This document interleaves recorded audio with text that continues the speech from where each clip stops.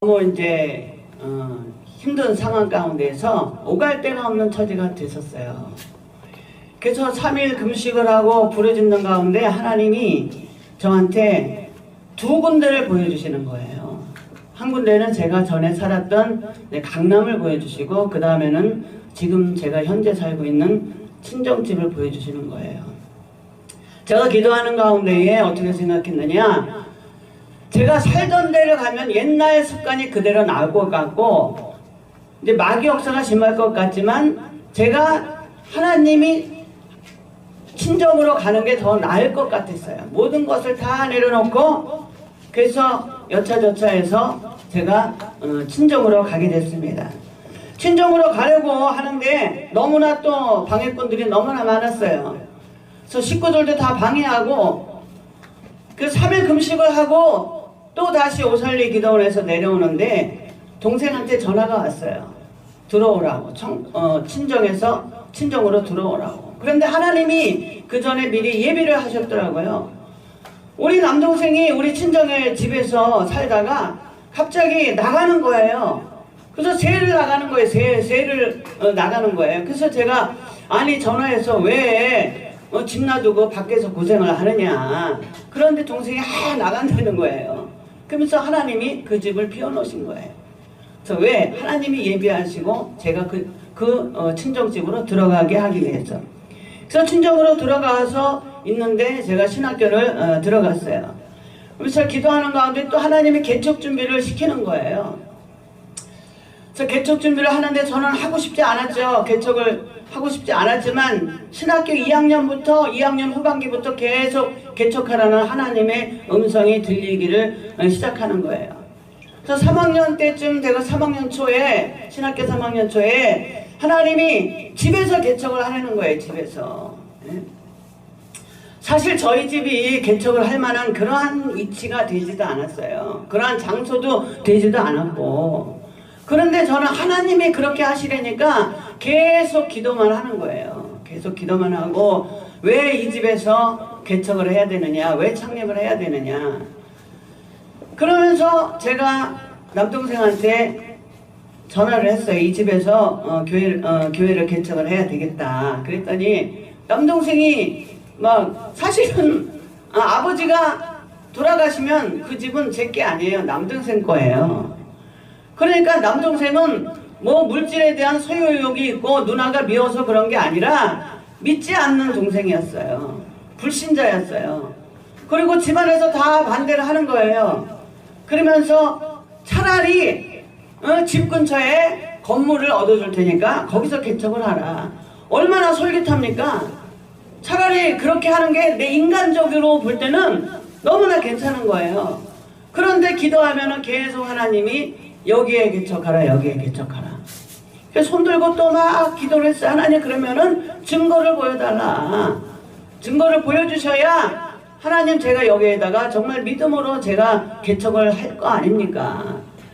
그랬는데 꿈을 꿨는데 제 다른 데도 아니고 그 제가 있는 방에 신학생들이 그 방 안에 가득 모여가지고 상자 안에 흰떡에 까만 콩알이 많이 박혀있는 상자를 싸고 있는 거예요. 한쪽에서는 그냥 떡에다가 그냥 그 콩이 박혀있는 상자를 싸고 있고, 한쪽에서는 만국기를 날리는 그러한 꿈을 보여주셨어요. 하나님이 옆방도 아니고 마루도 아니고 이 방에서 하나님이 개척하기를 원하는구나.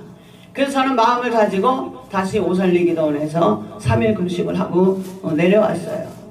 내려왔는데도 식구들이 너무나 반대를 하는 거죠. 그런데도 그게 사실은 제가 거기다가 개척을 할 수 있는 그런 것도 아니고 집안 식구들이 너무나 반대가 심했어요. 그런데 제가 성격이 좌도 보지 않고 위도 보지 않고 뒤돌아보는 성격이 아니고, 한 가지를 한다 하면 그냥 거기에만 집중하는 성격이에요. 그래서 하나님이 그것을 보셨는지 그때 막 우리 형제들이 막 별 얘기를 하는 것이 귀에 들어오지 않는 거예요. 그냥 오로지 나는 여기에다 이 방에서 그냥 창립을 해야 된다, 개척을 해야 된다. 그러면서 오로지 그 일념으로 그냥 무조건 방을 싹 비워놓고요. 거기다가 강대상 초라한 강대상 조그만 거 하나 갖다 놓고, 그 다음에 막 우리 오살리에서 신학생 때는요, 거기서 이제 수련회를 해요. 수련회를 하는데 십자가를 들고 막 수련회를 하는데, 수련회가 끝나고 이 시트지를 붙인 십자가, 빨간 십자가를 사람들이 막 짓밟고 그냥 막 해산하는데 그렇게 가는 거예요. 그런데 아니, 세상에 십자가를 저렇게 아무리 급해도 그렇지 그거를 밟고 지나갈 수가 있나. 그러면서 그 십자가를 제가 소중하게 갖고 와서 그것을 딱 닦고 창문에다가 거기다가 그 십자가를 붙이고 이제 동인천 순복음교회 이렇게 제가 창립을 하게 됐습니다. 그 환경이 좋지 않아가지고 그 집안의 사람들을 다 부른 게 아니라 총무 목사님하고 회장 목사님만 모시고, 그리고 제 신학교 동기 몇 명만 모시고 기도하는 가운데 창립 예배를 드렸어요. 드리고 났더니 그 소문을 이제 우리 남동생이 들어가지고 식구들이 다 이제 믿는 형제도 있고 안 믿는 형제가 있는 거예요. 그러니까 믿는 형제와 안 믿는 형제 사이에도 영적 전쟁이 있었던 거죠. 그런데 우리 남동생이 그 강대상을 내놓는다고 오는 거예요. 온다고 전화가 왔어요. 기다리고 있으라고. 제가 얼마나 겁을 먹었던지 기도를 하기 시작했어요. 하나님, 이 강대상을 내놓는다고 해요. 나는 너무나 그냥 다 반대를 무릅쓰고 교회를 창립을 했지만, 식구들은 그냥 그 누나들의 그 얘기를 듣고 동생 얘기도 듣고 다 듣고 해서 이제 우리 남동생, 큰 남동생이 총대 메고 이제 강대상을 내놓는다고 하는 거예요. 그래서 제가 마음이 너무나 졸였어요. 그런데 기도를 하면서 오는 그 사이에 기도를 막 했어요. 하나님, 제발 이 교회가 없어지지 않게 해 주옵소서. 저는요, 그 교회를 창립을 할 때 하루를 하나님이 명령하시니까 하루를 있다가 교회가 없어질지라도 내가 교회를 창립을 해야 되겠다, 그러한 각오를 했어요. 그런데 아니나 다를까 우리 남동생이 강대상을 내놓는다는 거예요. 그래서 왔어요. 그랬더니 하나님이 말씀을 주시기를, 이사야 7장 7절 말씀, 여태까지 잊어버리지도 않습니다. 이사야 7장 7절에 저들의 도모가 서지 못하리라. 할렐루야. 이루지 못하고 서지 못하리라. 그 말씀을 주시는 거예요. 그래서 계속 기도를 했어요. 계속 기도를 했는데 남동생이 와서 강대상을 내놨습니다. 그래서 이제 정식적인 개척은 못하고 또 기도하면서 계속 3개월 동안 미루다가 드디어 하나님께서 식구들의 마음을 움직여 주셔가지고 식구들이 허락이 떨어졌어요.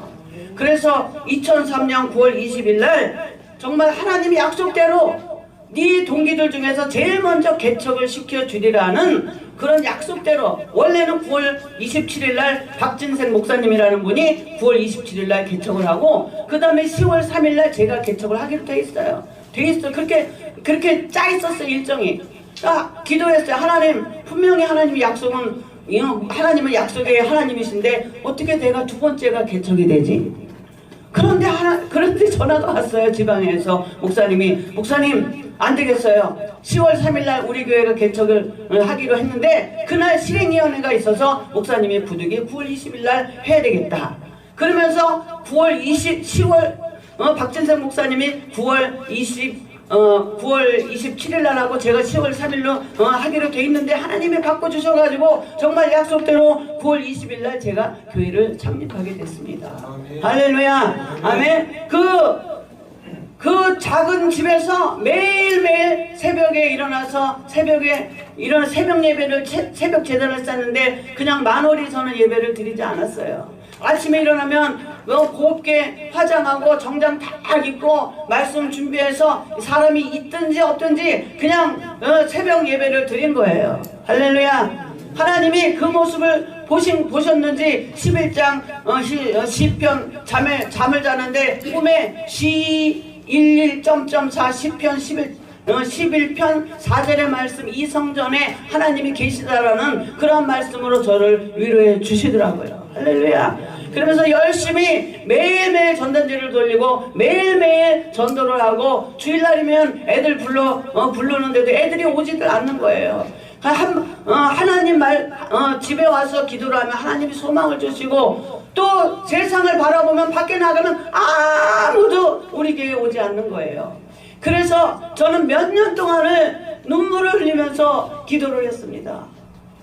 2시간, 3시간이고 기도를 하면요, 그냥 기도가 나오는 것이 아니라 기도가 아니라 그냥 우는 게 기도였어요. 할렐루야. 그런데 어느 날부터인가 하나님께서 사람들을 보내주셔가지고 그 집이 다 차게 됐어요. 아멘. 그러다가 아버지가 소천을 하게 됐습니다.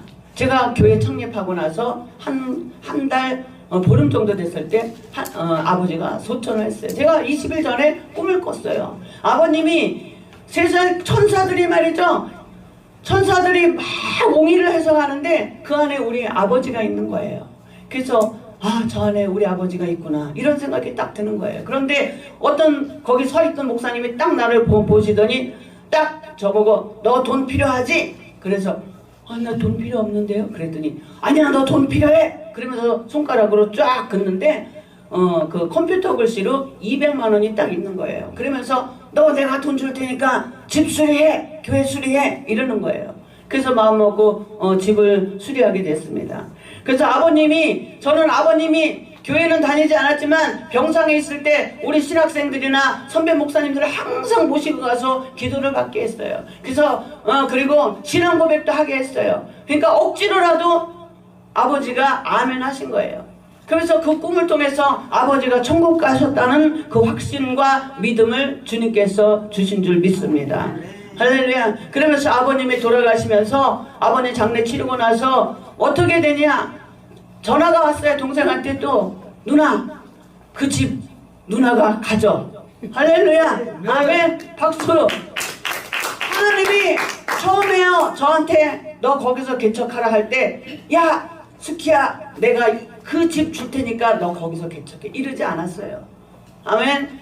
요셉한테 야 요셉아 이집트로 식량 구해러 가라 요셉이 있다 그러지 않았어요. 하나님은 룻에게 야 너희 시어머니 나오미한테 순종해 그러면 보아스라는 남편을 줄게 그러지 않았어요. 하나님은요 우리가 생각하지 못하는 크고 아주 우리에게 가장 필요한 그러한 선물을 준비하고 계십니다. 그러한 축복을 하나님께서 예비하고 계십니다. 그런데 하나님은 어떤 사람에게 주시느냐, 할 수 없지만 할 수 있는 믿음으로 나아가는 순종하고자 하는 그 사람에게 하나님께서 그 사람에게 맞는 귀한 선물과 축복을 주시는 하나님이신 줄 믿습니다. 너희는 먼저 그의 나라 의를 구하라 그리하면 너희에게 이 모든 것을 더하시리라. 할렐루야. 마태복음 6장 33절의 말씀이 저와 여러분이 순종할 때 저와 여러분의 환경과 삶과 사역지와 직장 가운데 자녀들 가운데 임할 수 있는 저와 여러분이 되시기를 바랍니다. 할렐루야.